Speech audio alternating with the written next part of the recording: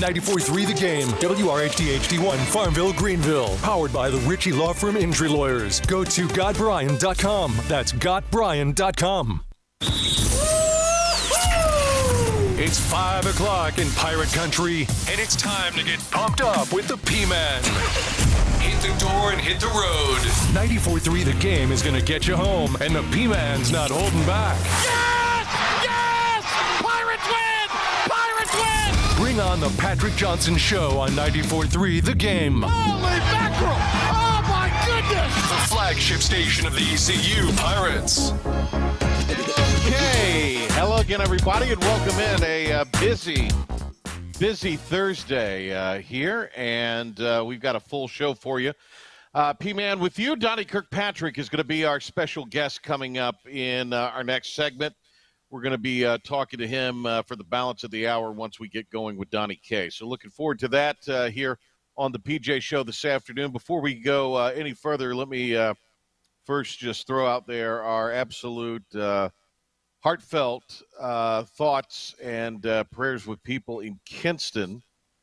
Bad tornado on the northwest side of town today, causing some damage, and a lot of folks that I know have had their businesses suffer damage. I've not heard anything about any injuries at this point. One of my friends over there I've communicated with says the building was damaged, but they're fine. He and his employees are fine. So. Tough stuff weather-wise over in Kinston today, and we get our signal into there, so we're obviously thinking about those folks in my hometown of Kinston today. Cookie, I don't know. Chris Cook finally has come off vacation from his vacation, and he and Clark Willis are on the ones and twos today. You sure, Cookie? Do we have a pirate report, Cookie? Because I got a note. I didn't know if we had. Yes, we sure do. Well, because there's a lot to get to in this opening segment before we get Donnie K on. So let's start with some ECU news and this pirate report. And now, Patrick Johnson with today's Pirate Report on the flagship station of the ECU Pirates, 94.3 The Game. Citing a report from Bracketeer, which is a college basketball website, Rocco Miller, Hoist the Colors reporting this afternoon that the ECU Classic is being put together. It would be a 3-game MTE that would feature the Pirates, Kennesaw State. Now, they had a great year last year, but I think they would be down. Georgia Southern and Northeastern. Northeastern's coached by a really good coach in Bill Cohen, but I don't think they're going to be great this year either. The games would be played November 19th through the 21st, so right there in that area before Thanksgiving, but it would be in Greenville, so they wouldn't have to travel like they did last year for the event down in Florida. And so that's something I'd heard a bit about a couple weeks ago, and then I got some more definitive info on it this week. But nice hustle by Stephen Igo to get that out there to the masses today. We've got it posted on 94.3 The Game's social media as well. All right, so that is today's abbreviated Pirate Report. So overnight there was some information put out from the first statement, really, from the Big Rock, and this just continues. I was getting calls about this last night. This just continues to be an enormous story, particularly in eastern North Carolina. So a 3-minute video that was put out, Emery Ivy, who is the president of the Big Rock board, in a 3-minute video that was produced and put out last night, talked about various things. This was one of the comments, the excerpts from that video. Rules are important in every sport because you have to have a perimeter, some guidelines to judge what it is that you're doing. And he also had this to say about this controversy. The difference in the two, the sensation, their situations. So what this is, I didn't have the chart in front of me. It's been a little bit of a hectic afternoon. So where this is there was a fish that had won, that had sustained some damage in 2019. And this is that apples to apples or apples to oranges comparison according to the Big Rock. The difference in the two, the sensation, their situation specifically happened while they were fighting the fish. The top dog's fish happened when they brought the fish on the boat. So the fish was already boated, the game was already over, and they couldn't have acquired any penalties because they had already boated the fish. So, Cookie, you could say a lot of things about me, right? I'm sure you have. Positive, of course, yeah. Yes, but you could say many things about the Great P-Man. I could, yes.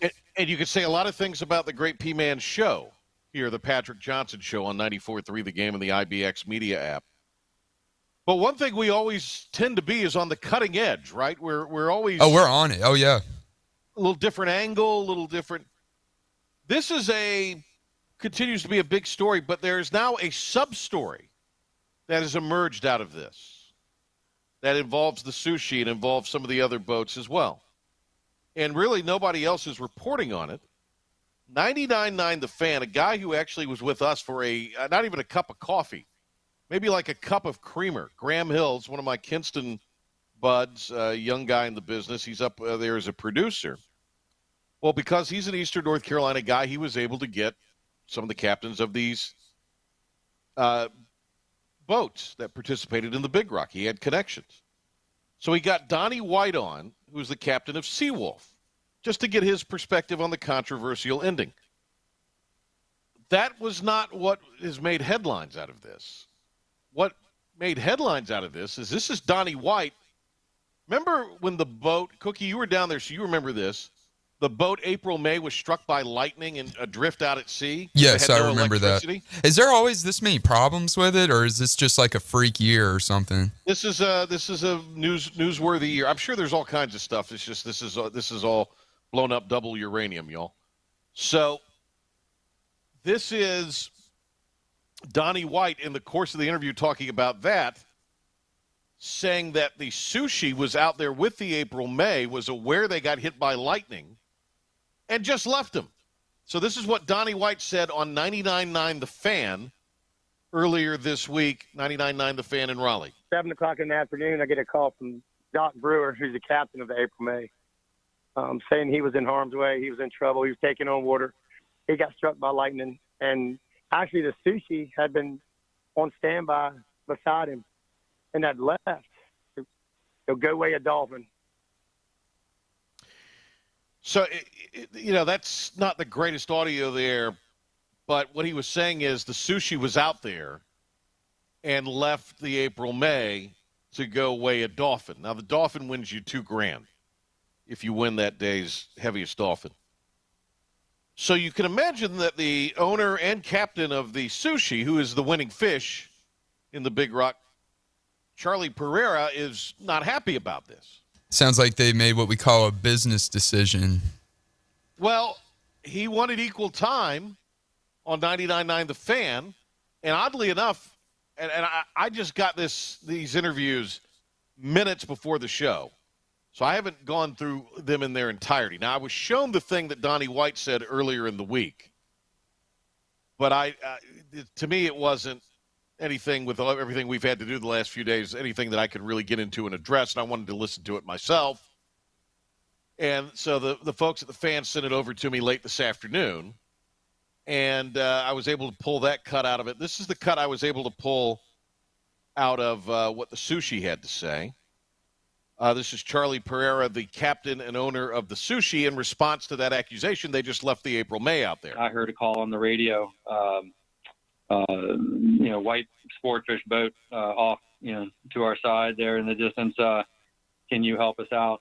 We lost both engines, and I looked over and saw the approximate direction that they were discussing. I saw a boat stop, so I turned and ran to him and stood by his side and offered aid until he advised me that they got one of their engines started.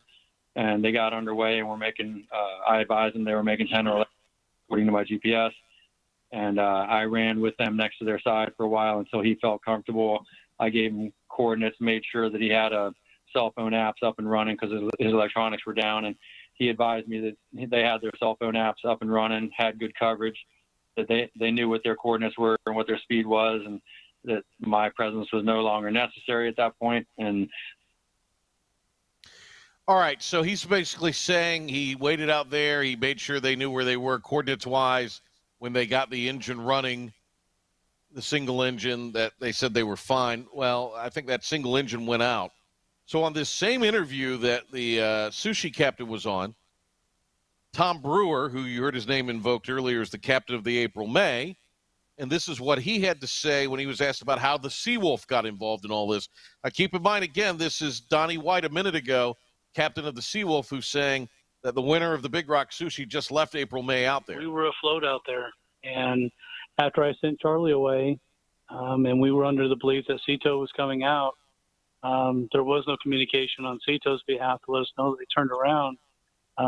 It was Donnie that let us know that he passed Cito, because we were at that point was still within cell phone range, and we were able to communicate via radio and cell phone range on the radio for a short period of time, just because the batteries that went down later on because of running the bilge pumps and things. But we learned from Donnie that on his way out that he passed Cito and they were turning around the opposite direction, that they were not headed that way. And then we radioed them and asked them what was going on. And they said that they were told by their office that they weren't able to be dispatched to us because it was too rough. So, look, that Donnie White clip on social media for 99.9, the fans gotten a ton of traffic.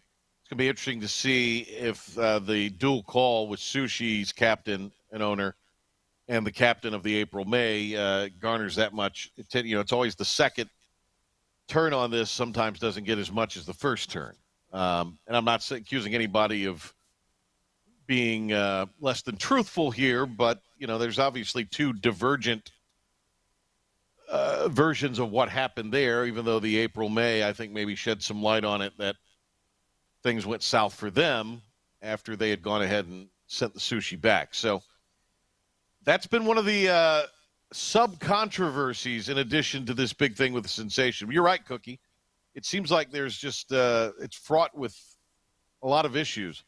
Cookie, if I send you the two interviews that the fans sent me over, would you post that on our social media during the Donnie Kirkpatrick interview and get that up? Yes, I will. Okay. And explain what's going on. Just take what the fan says and credit them, and we'll put it up on our social media, and we'll let the people decide. So, all right. Crazy stuff, though, out of the Big Rock. But your week was good, Cookie, wasn't it? I had a great time at the Big Rock. I mean, we did keep hearing all these stories and stuff popping up as the week went on, but my experience there was great, yeah. Well, I'm going to say, I don't know if we'll have time at the end of the show because we got to get to Donnie. We got to get it to him right now. But our show is going to take a summer hiatus starting Friday. That'll be our last show tomorrow. PJ Conley, Hayes Permar will be on with us. And then we're going to take a little summer break and come back in late July. We'll have some best of programming for you.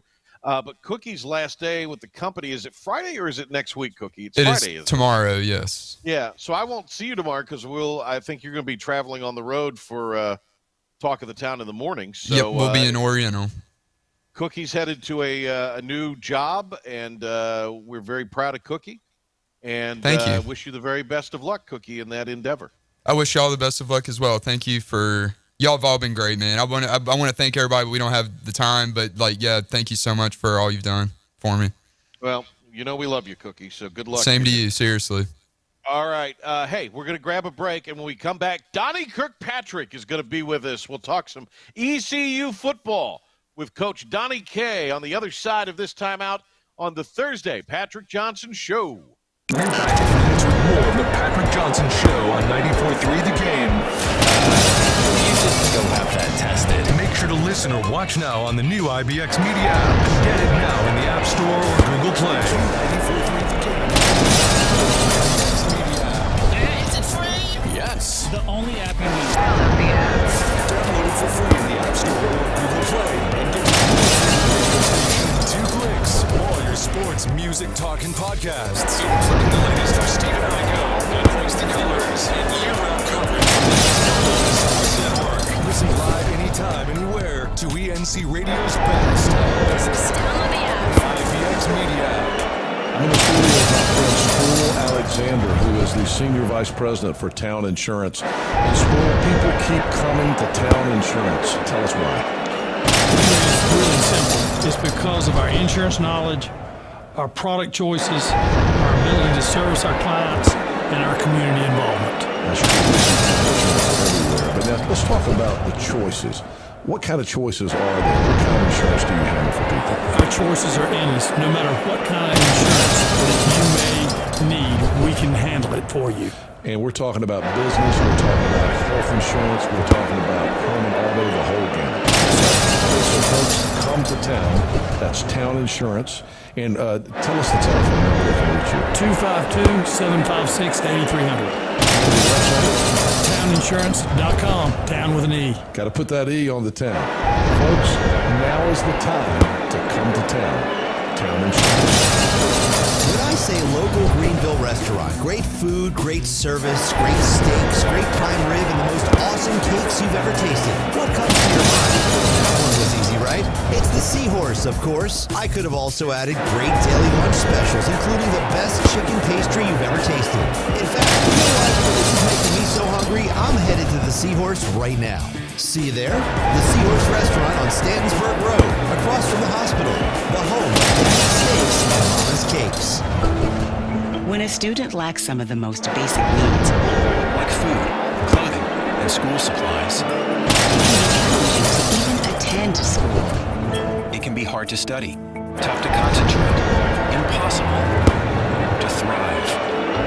At Communities in Schools, we address this issue every day. Out in the community, there are great resources for students, and we bring these resources directly to the students who need them most. We work to ensure that they have everything they need to re-engage in learning in the classroom and at home, including access to technology, learning materials, and even emotional support. By forging caring relationships with students and bringing communities of support to them, our staff works to achieve equitable learning conditions so all kids can succeed in school and in life. And that's what Communities in Schools is all about. To learn more, visit communitiesinschools.org. You ready for this? Oh, I'm very ready. Okay, ready? Ready? Streaming to the world at 943thegame.com. This is the Patrick Johnson Show. Now, in all his glory, here's the P-Man. On the Patrick Johnson Show, Donnie Kirkpatrick is with us, ECU offensive coordinator. We've been waiting for weeks to talk to Coach Donnie K, and he joins us here on the telephone this afternoon. Coach, how are you? I'm good, man. Good to be here on the Big Time Show, Patrick Johnson. I made it to the Big Time final. There you go, and I've got the big time guest, so this is a big time episode today. Did Ypsilanti not have a hospital when you were there? Ypsilanti, I don't know that it did because my son was born while I was there, but the hospital was in Ann Arbor, the address. So my son is actually excited to go back to the big house and see the Pirates play where he was born, because he hasn't been back since probably 2 days, because we were in transition. I had taken the job at University of Louisville when he was born, and I did get back just in time because it was spring break, but I had to quickly leave, and we moved really right after he was born.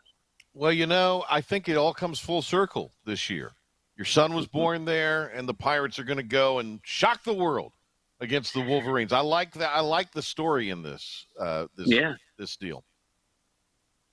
It could be a good one. It could be. It could be. All right, lots to talk to Donnie Kirkpatrick about. We had Blake Harrell on, who says he likes to go on before you, and so that's why we had him on earlier in the week.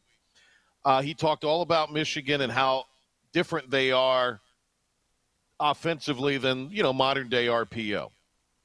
Yeah. Defensively, what are the challenges that Michigan presents, Coach? Well, it really starts with they have unbelievably good personnel. They have good players. And, that's not anything you can do anything about. That's just something they've done a great job of recruiting. Obviously, they have a traditional powerhouse school that, puts 100,000 people in the stands. And so lots of kids want to go play there, and they've done a nice job recruiting. So, Coach Harbaugh's just done a great job. He's got a good staff, there, and they're not anything defensively you go, wow, okay, you'll have to change all your rules. You'll have to come up with a different system or anything like that. They've just got good people that play good, sound football, and they play extreme hard. you're looking at their tape. Now, there were some teams that competed with them. They won some close games, but they held Ohio State to 23 points, and that's hard to do with the personnel they've got. So it's just basically they got good players and they got good coaches that know how to get them to play hard and get them in the right place. It's got to be you have everybody's attention, I'm sure, because this is a huge stage, top 2 or 3 team in the country coming off a playoff. So as far as having everybody's attention, that's not going to be an issue, I would think. So, and it gives you something to really hone in on, does it not, with the start of camp in a month and a half? You would always, as a coach, probably say, yeah, I wish we had a little, better game to get started, especially, for our offense, seeing how we lost so many players from last year and really some players that have been playing since we got here. But like you're alluding to, have an opponent, a national, they are the winningest football program in the country. They have more wins than any university ever. So they're the winningest school ever. You're going to have your fans obviously excited. I've had more people talk to me about going to the game, and then some other people saying, well, I want to go to the game, but if we were, because it's we, here with the Pirate Country, if we were to win in Ann Arbor, God, I'd hate to miss the celebration back here in downtown Greenville, which was an interesting thing. I thought, well, damn, I'd like to get a jet and get back for that too. You know what I'm saying? Well, you're going to be on a plane coming back. You'll get here. It's not like you're having to go through the Ann Arbor airport. Come on. Yeah, so they make a good point, but there's a lot of people, talking about the game. Yeah. And, we're months away. The other advantage is summer workouts. Our players are going to know. They know they've got to be ready. So, they're working hard now, and they always do.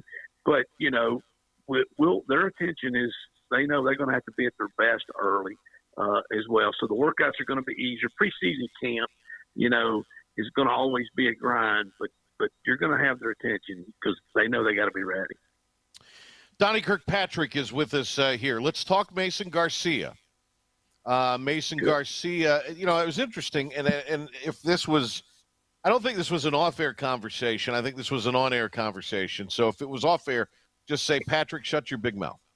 But you told me last year, and as Holton Ahlers, as fantastic as Holton is and was, left-handed quarterback. So there's a lot of wrinkles. So it's almost, you're flipping in a lot of ways this year. Yeah, we are. The biggest thing with Holton being left-handed that I've joked with him about, and really everybody else probably around, but with some seriousness in it, is that when you have just one left-handed quarterback and everybody else is right-handed, you almost have to have 2 game plans. Right. Because the lefties are different. In calling a play, you don't just call a play and then pick out another play and call it a play. There's a lot of sequencing to it. You have to set things up. There are plays you run, and sometimes literally you may just run a play to run another play later because you're trying to set that play up. So sometimes, left-handers like to boot more to their left or roll out more to the left. Or even when they scramble, they have a tendency to go more, obviously, to their throwing hand. And Holton had that tendency very much. Something we worked on. We tried to even, break those tendencies a little bit. So you might run a play to get the ball in the right hash so that you'd have the wide side of the field to the left. And, you set your game plan up like that. But if Holton were to ever get hurt or you're playing the other guys that are all right-handed, you're going to have another game plan to call a different play because you might want to get the ball in the left hash. So that's just one example. It comes into play a lot, I think, on the goal line when you sprint out and you roll out a little bit more too. And then you set your personnel up a little bit in that you want your best pass protector to be the old blind side. And so you really want that guy probably to be the right tackle when you have a left-handed quarterback, which we thought our best pass protection guy was Noah Henderson. So that's why he played right tackle. Now, you go in with a right-hander, you're a little misaligned a little bit. You'd rather have the guy probably over there at the left. So there's just a lot of things like that. So I always joke and say, well, if I'm going to have one left, you have to get all left-handers You know what I'm saying? It's hard to have one lefty and then three righties. So now we do have all right-handed quarterbacks. So it will make some of those little things like that for me a little bit easier. Donnie Kirkpatrick is on with us. If you were, well, just give us your perspective, the update in your mind, where Mason Garcia is right now. I think he's ready to go. I mean, he's just so ready. You know, he's been one of the most loyal players in today's modern day football ever. We're so appreciative of that, and that, you know, most guys would have probably have left, and that he had all, you know, intentions of being the starter last year. And then because of the COVID situation, Houghton was able to come back one more year. And wow, did he cash in and make the best of that. And so we're so glad that he was able to do that. That was hard on Mason, you know, because he had, you know, he knew coming in that he would not be the starter right away. He was hoping to be the backup, which he did become. And then, you know, he spent 2 years doing that. And he was all set to go. And then Houghton decided to come back. And so, just, you know, a lot of people got in his ear. There were a lot of people telling him that he should leave, that he should hit the portal. Right, yeah. You know, you can do all that. And most kids around the country would have done that. But he had grown to love it here. He's got a lot of friends here, loves this team. And, you know what? He's been very loyal. And we've tried to return that, be very loyal back to him as well. So he's made great progress. He's ready to go. You know, now, does he have a lot of experience? No. He started one game. And, you know, the best quarterbacks out there in the world that have only started one game are not at their best. So it's just a matter of there's going to be some growing pains, but he has great ability. His ability is every bit as good as we've ever thought it would be. And he's practiced really well, and he's really gotten really committed to it. And he's worked very hard, and he knows the offense. And I think we're molding it a little bit more to what he does well, and that I'm not changing the offense, but, you know, he's different than Houghton, and Alex is different than him, and that's just the way all the quarterbacks are a little bit. But you do kind of mold it a little bit to who your starter's going to be. And I think that by the time we get through with all the summer workouts, we're going to be ready to take off and play well, I think, with him. ECU offensive coordinator Donnie Kirkpatrick, our guest this afternoon on the Patrick Johnson Show. What are the strides that he has made, and then what are the strides that he needs to make between now and Labor Day weekend? Well, I think the biggest thing is from when he came here, you know, in the world today where quarterbacks, everybody's no huddle, even in high school, these guys are no huddle. They don't have to call the plays. You know, one of the things was just learning to call the plays. Now, Houghton's going through those same growing pains at Seattle. He's back in town. I was visiting with him the other day, and he was just talking about the plays are so long because they have the mic in the quarterback's helmet. So the quarterback coaches or whoever's calling the play can just say, you can basically tell everybody what to do. But then the quarterback's got to repeat that in the huddle because they're mostly an all-huddle team. He's like, man, these plays are 15, 17 words long. It's hard to remember all this stuff, and you have to practice. He said literally at night just calling the play. Well, ours are much shorter than that, but they were much longer than they were in high school, and Mason came from a program where they signaled in the play to every player. Here we signal it in to the receivers and to the quarterback. The quarterback has to tell the line, he has to tell the running back, and sometimes the tight ends what to do. So there was a big, big learning curve for him just doing that. Well, he's mastered all that. And then, you know, when you have a guy like Houghton, he embraces the wanting to be involved in the system and have input, and he likes to have the ability to change plays and do alerts at the line of scrimmage and get you out of bad plays, get you into different plays, add some individual things to the receivers, you know, change a route or two. Mm-hmm. So you fall into using that. Well, then Mason had to keep up with that, and that was things, you know, young quarterbacks are just not ready to do that. He's now doing all of those things. He's changing protections. He's putting us in better plays, getting us out of the bad plays. So he's just made great strides, I think, in those aspects. What is he working on hard? He's working on his footwork right now. Mm-hmm. You know, because he has such a good arm, and this is a very, very normal thing for guys that have big arms. They have a tendency to rely on the big arm. Well, I can just fit that ball in there. You know, I'll be able to just throw that through people. And you get away with that until you get to a higher level. And then just his footwork of just being able to have such a strong arm. Sometimes he doesn't use the lower body in the correct way. He steps the wrong way and throws across his body or out to the side. So he's working really, really hard on that on his own and just, studying every bit of film that he can to watch himself. And, when he gets that back down a little bit more, he's really going to be special.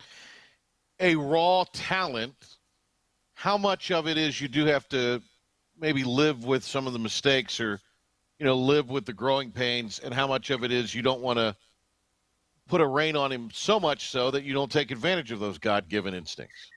Well, these are all the discussions and all the thoughts that you have and all your game plan meetings and your offensive meetings and then your meetings with the head coach, because that's true. You want him just to go. What he has the ability to do is really run with the ball as well. And he's 6'5" and he's 250 pounds. And so, he's not going to be very fragile. He's shown, Right. Even in the game he played against Navy, he ran over the defensive player of the year in our league, the linebacker for Navy, and literally just ran him over. And you're like, wow. Now I don't think we want to get him hit like that, 20 times a game. He's not going to be like a running back, or he'd never be able to throw the ball. Something would happen to his shoulder or his arm. But we do want to use that. We want to be able to do that. And he's young enough right now. He's not beat up. Houghton probably started his career off like that. And then really by the time I think we kind of got here, he was getting some beat up. He'd had a knee injury in his back. And before long, you don't know if you want to do that or not.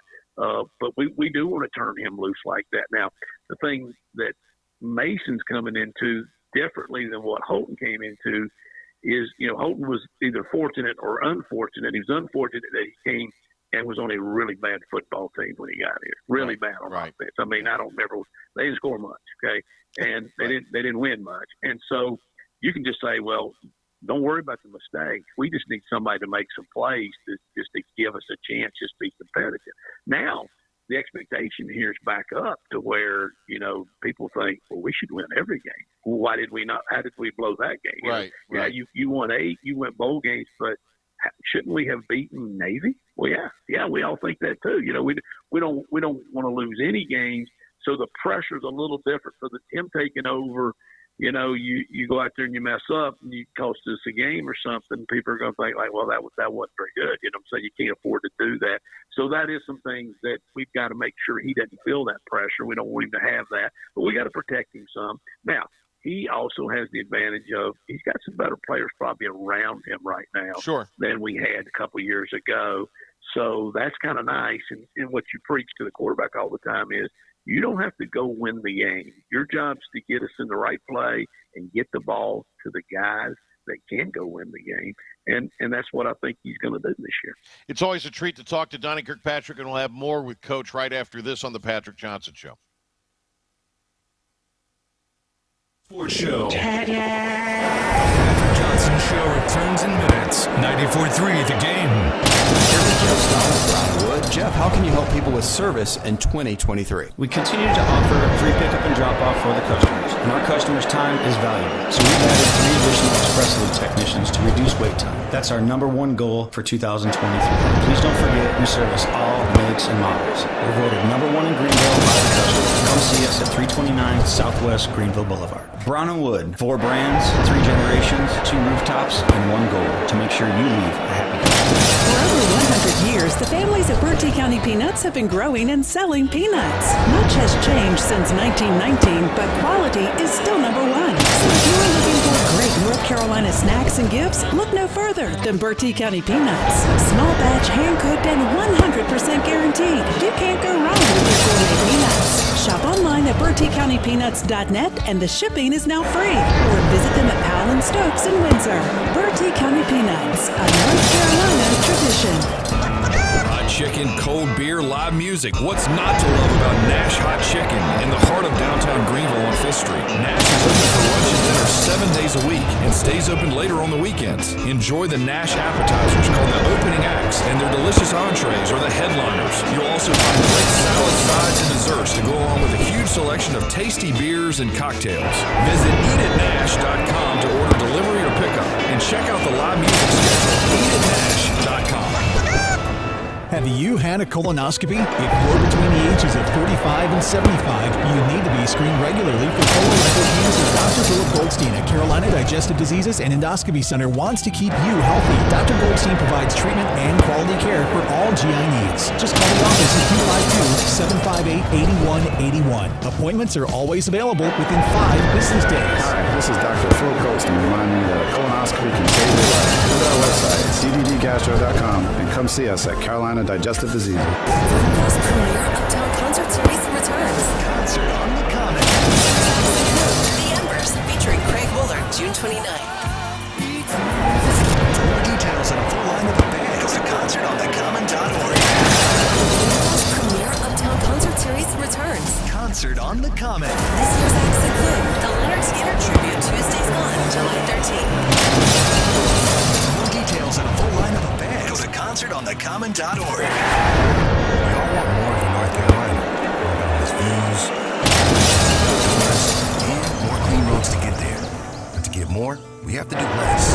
Less littering, that is. Get your nature to trash your trash and keep NC clean. We'll all have more reasons to love North Carolina.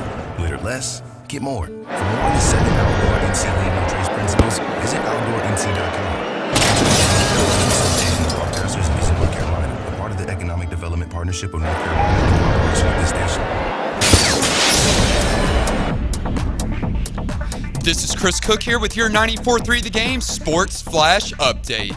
The Guardians' consensus top prospect, ECU baseball alum right-hander Gavin Williams made his much-awaited Major League debut on Wednesday. Cleveland's first-round pick in 2021 worked 5 2/3 innings, allowing 4 runs on 4 hits, all in the third, and struck out 4. Cleveland manager Terry Francona with a lot of positive takeaways from Big Gav's performance. That was really encouraging. He had was third inning where he gave up 4 hits in a row. Actually, those I think were the only 4 hits. And they were right boom, boom, boom, boom, boom. But then he came back and had a 7-pitch inning and a 5-pitch inning. And I think that's what you're probably alluding to. That was really encouraged. There's a lot to be encouraged about. And I don't think, just from hearing the guys today, he had his best stuff even. And there's can be a million reasons. Williams maxed out at 98 miles per hour, topping 96 on 18 of his 84 pitches, and did not surrender a hit in 5 of the 6 innings that he was on the mound. The Greenville Little League City Championship Best of 3 series started Wednesday night with Game 1 at Stallings Stadium. EC Auto and Truck Center raced out to an early lead and then won it with a walk-off 9-8 victory over Kiwanis. Game 2 of the Best of 3 series is set for 7 tonight at Elm Street Park, weather pending. One team has locked up its spot in the College World Series Championship. The second-seeded Florida Gators scored a 9th-inning run to take down TCU 3-2 in the semifinals in Omaha. The Gators are back in the championship series for the first time since winning the national title in 2017. Fifth-seeded LSU stayed alive with a 5-2 win over top-seeded Wake Forest in Game 1 of their semifinal series. The teams will go head-to-head in a winner-go-home matchup tonight for a spot in the championship. And finally, the Big Rock Blue Marlin Tournament released a 3-minute video on its Facebook page on Wednesday about the controversial decision that happened at the end of the tournament this past Sunday. Here's the president of the Big Rock board, Emery Ivy. Rules are important in every sport because you have to have a perimeter, some guidelines to judge what it is that you're doing. It's the first statement from the organization since Sunday's ruling. The Big Rock Committee ruled Sensations Blue Marlin was ineligible because of at least one shark bite near the fish's tail. That decision gave Sushi the overall victory. That'll do it for your 94.3 The Game Sports Update. More of the Patrick Johnson Show with ECU offensive coordinator Donnie Kirkpatrick on the other side of this quick timeout right here on 94.3 The Game. All things ECU at 943thegame.com. Thank you, sir. May I have another? More of the P-Man coming up in minutes. Hey, this is Stephen Igo with Hoist the Colors. As summer gets into full swing, Hoist the Colors will be on hiatus until ECU football gears up this fall. We will return to 94.3 The Game Monday, August 14th at noon. Join us as we get ready for Pirate football this fall. I hope everyone has a great summer, and remember, you can always get your Pirate updates at 943thegame.com or on the new IBX Media app. Thanks for tuning in to Hoist the Colors. I'll talk to you soon here on 94.3 The Game. It's time to travel again, and it's time to enjoy the convenience of flying from Pitt Greenville Airport. Reservations are available now at AA.com. Whether you're flying for business or leisure, Pitt Greenville Airport and American Airlines can get you to Charlotte and then anywhere on the map. You can't beat the convenience of parking right next to the terminal and the short lines at ticketing and security. For your next trip, check out the great rates offered at AA.com and support your local Pitt Greenville Airport. Your vehicle packs a load of safety features to protect you in an accident. At North Carolina Farm Bureau Insurance, it's our job to protect you just as well after an accident. With fast claim service from local agents, our auto coverage is a lot like an airbag. We hope you never need to use it, but we're right there and ready just in case you do. North Carolina Farm Bureau Insurance. Helping you is what we do best. North Carolina Farm Bureau Mutual Insurance Company, Farm Bureau Insurance of North Carolina, Inc., Southern Farm Bureau Life Insurance Company, and independent licensee of Blue Cross and Blue Shield Association. In Greenville, contact your local Farm Bureau agent for a quote for your car, home, life, or your health. You'll be working with neighbors you can trust, people like Alan Hill or Tony Boyd. These agents are dedicated to protecting your family and your dreams. These Farm Bureau agents are knowledgeable in a wide range of insurance products, but they are also tuned in to the Greenville community. Again, contact Alan Hill or Tony Boyd today at Farm Bureau Insurance in Greenville, 252-756-3165. That's 252-756-3165. Concert on the Common. Inner Banks Media's got the biggest and best free live shows in ENC. And it gets even better Thursday, June 29th, when the Embers hit the Town Common in Greenville. The Embers featuring Craig Woolard on the Greenville Toyota Amphitheater stage.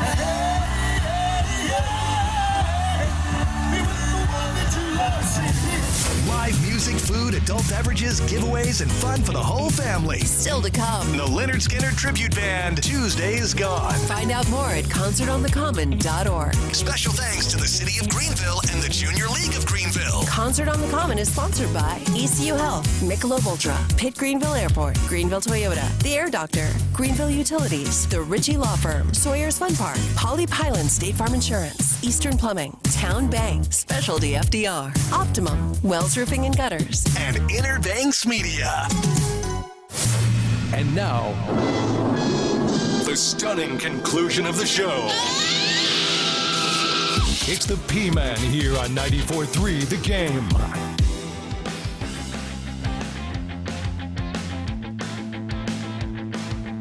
Donnie Kirkpatrick is the guest, ECU offensive coordinator. Great to be talking with Coach Donnie K. ECU has their women's clinic this weekend. So all the hard camps are over, as Ann Hoggard told me.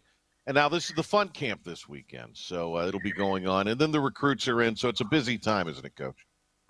It is. And, Ann does a great job of keeping us on track with all the camps and organized and in compliance as well, too. So the ladies' clinic is kind of the last one usually. And it's always fun because they're so energetic and they're so into it as well. So it kind of caps off the end of camp season. Donnie Kirkpatrick with us here. Coach, as far as this is the last big recruit weekend before the dead period too, right? It is. Yeah, we go dead or as dead as it can be, meaning no one can be on your campus or you can't be off evaluating anybody for 2 weeks after this Saturday, I guess. Right. So it's a big commitment weekend too. A lot of people kind of wrap up business before their senior seasons. So it's a big weekend for the Pirates. We're talking ECU football. We're talking ECU's offense. Couple things just to put a bow on the Mason Garcia conversation and the quarterback conversation. How will you have to be different as a play caller, especially early next season? Well, I don't know. That I could put that into words or whatever. Like I say, we're still in the process of, finding our groove a little bit about, each year you have a big playbook. Right. You can't use it all in one season. So, our biggest challenge, offensively is just all the new faces. And I'm not talking about just players, in that we've had a lot of turnover on the staff. I've joked a couple of times at some of the speaking engagements that, first staff meeting for the offense, we had to give out name tags for everybody to just know each other a little bit in there. And that, Coach Shankwire, the legend, finally retired a little bit, and I think he probably deserved that. So we had to go find a new line coach. Well, when you're coordinating from the quarterback position, well, your line coach is a big deal to you. Right. And I was fortunate that me and Shank were together like 6 straight years with me being the coordinator.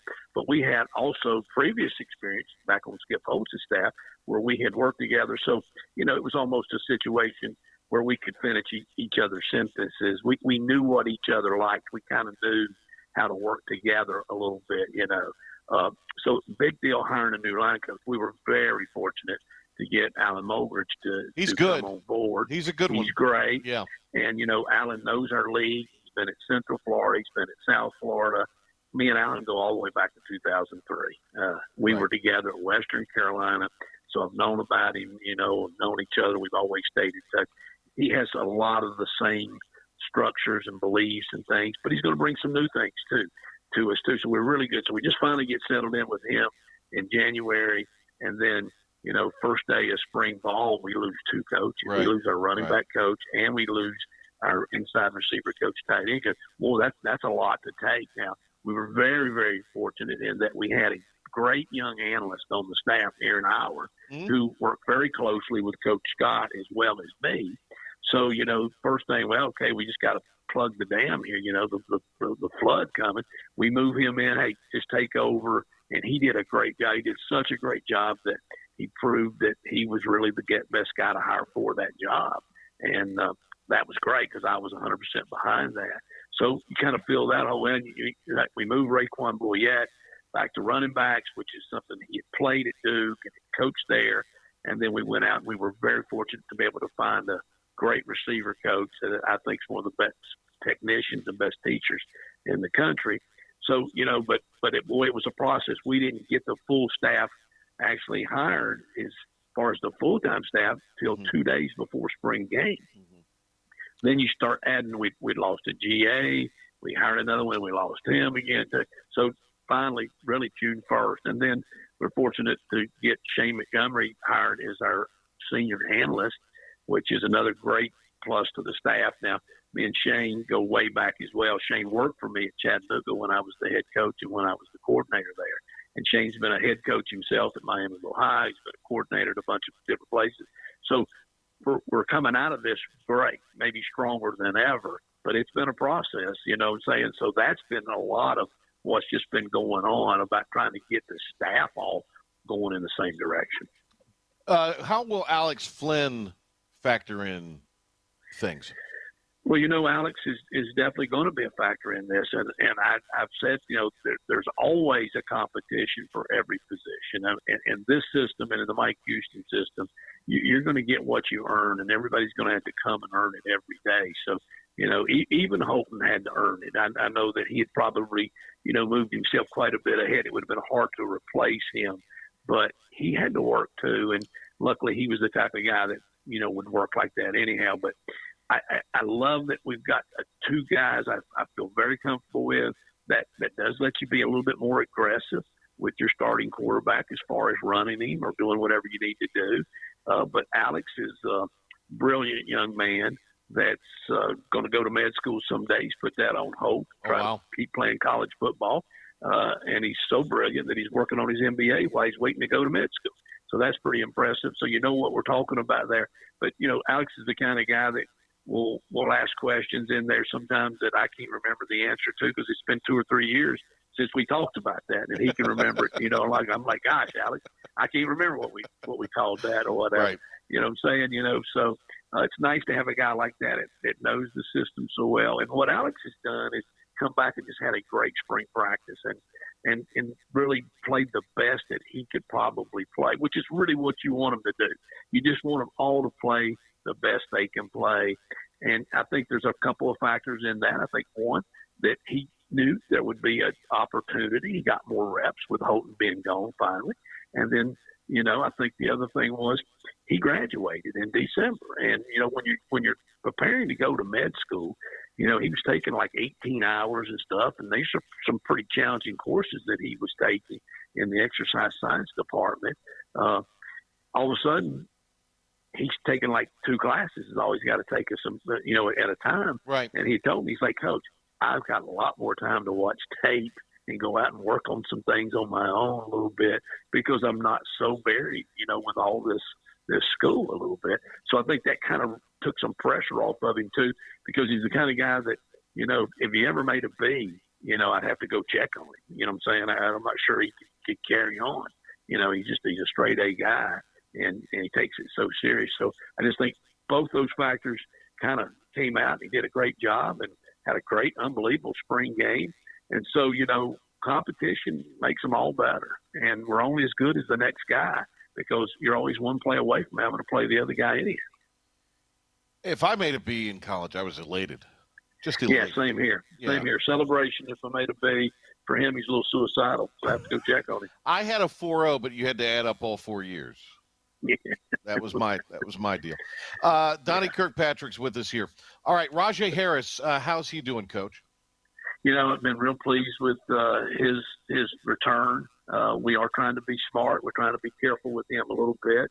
He's the type of guy. He's ready to go. He's just can't wait to get back out there after being out for about 3/4 of last season. So we are having to hold him back a little bit, but he looks trim and he looks like he's in shape, and I'm really excited about getting him back out there. New offensive line coach, have had a couple enter the portal too, gotten some out of the portal. How's the offensive line looking, Coach Kirkpatrick? The portal was tough on us with the loss of our center, Avery Jones, who didn't even play in the bowl game. Hampton Ervil took great opportunity with that and earned a scholarship in his play in the bowl game, going against a really, really good nose guard that Coastal had. And so, you think you survive that. You say, okay, we got one, we find another guy comes on. And then after spring ball and really the last day of the portal, Rashad Struthers hits the portal on us as well. So that was tough. But Coach Mulgridge actually brought one guy with him, Dustin Hall, who I think is going to be an outstanding player. Another guy that started in this league, for South Florida, knows Coach Mulgridge's system, knows his calls, knows his attitude, knows the way he wants things done. That's been nice to get him on board. And then we did hit the portal and got 2 guys in Ryan Beckman and Owen Murphy out of Akron, who are 2 guys that are tough Cleveland, Ohio type guys, that type of guy. And they played a lot of football, so they have a lot of experience. So they're in there competing right now for starting jobs. So there's been a lot of competition on the O-line, and that's driving them. And I feel like we're going to be okay there. Jalen Johnson kind of came on a little bit near the end of last year at times. You got Shane Calhoun. There's a little bit of a proven commodity there. I know there's probably a next step you want to see with them. And Hatfield, I think, would fall into that. The South Alamance senior would fall into that as well. So what other Kerry King might be one, too, that you maybe are looking to maybe take a next step. So the receiver position, I'll let you kind of just speak to that and what you're looking for out of that group and what you really need to have someone kind of emerge to do.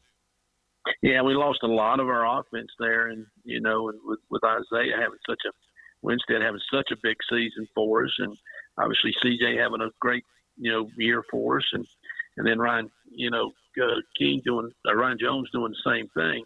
But yes, Jalen Johnson really was probably per play the most productive receiver we had. He just was hurt all the time. He had a situation where he pulled a hamstring in spring ball when he got here, and then he had a foot injury, and then he ended up having a back injury. So a healthy Jalen Johnson will have a big year for us.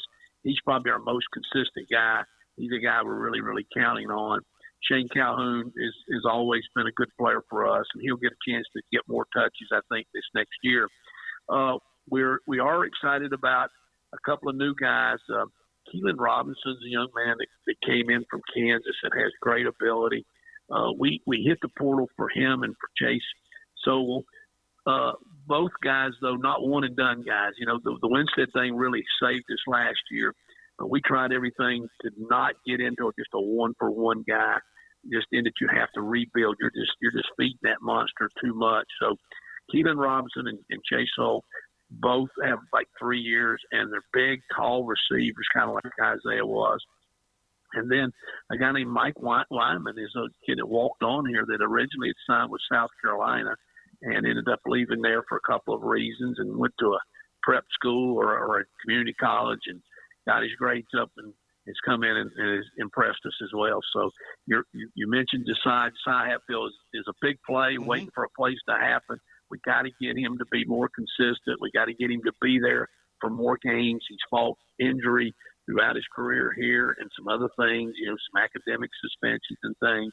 And it's his last go around. It's got a little different look in his eye. I think he's going to take advantage of the opportunity.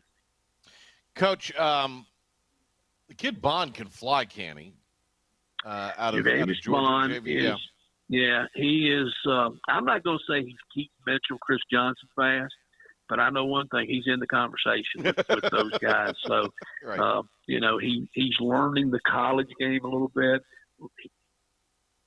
He's way ahead of what normal freshmen would be. Keaton wasn't really ready to go his freshman year, whereas Rajay was. So you never know what their timetable is. But he's a big play waiting for the place to happen, just like Keaton was. Donnie Kirkpatrick with us. Coach, what will be kind of the schedule for the team out of this week? I know they're with Big John right now, but what does it look like the next couple of month and a half before camp starts, I guess, would be the best way to put it. Well, the players have another week of hard workouts with Big John as far as the strength training, the conditioning, and they will be doing some on-the-field things next week. All the coaches won't be in the office all the time next week, but some of us will be here. And we do these things called OTAs, organized team activities, twice a week. And so they will still be doing that for the next week. Then it's a discretionary week over the week of the 4th. You can only have so many mandatory weeks that for them. And so that's a discretionary week. So they'll work out on their own. Big John will give them a program.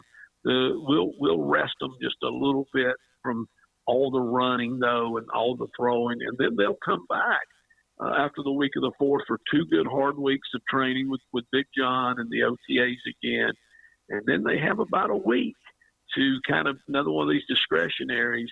And then August 1st, they report, and boy, the submarine pulls off the dock and it goes under. It don't come back up till January. Coach, will you get a chance to just get away for a little bit, enjoy a little bit of time here?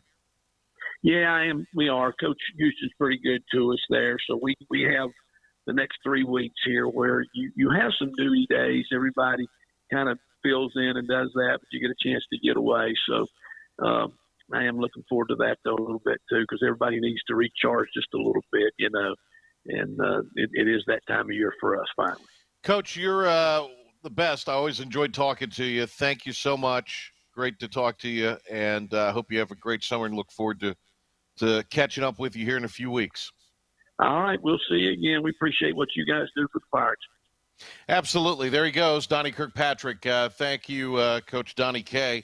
And thanks for being on the show today. Thanks to Chris Cook. Best of luck to him. Also, thanks to Clark Willis.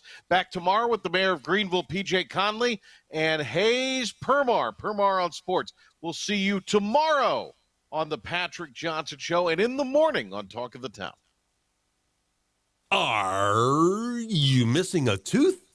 Doctors Bowman, Paget, and Associates can help you with state-of-the-art surgical procedures such as dental implants.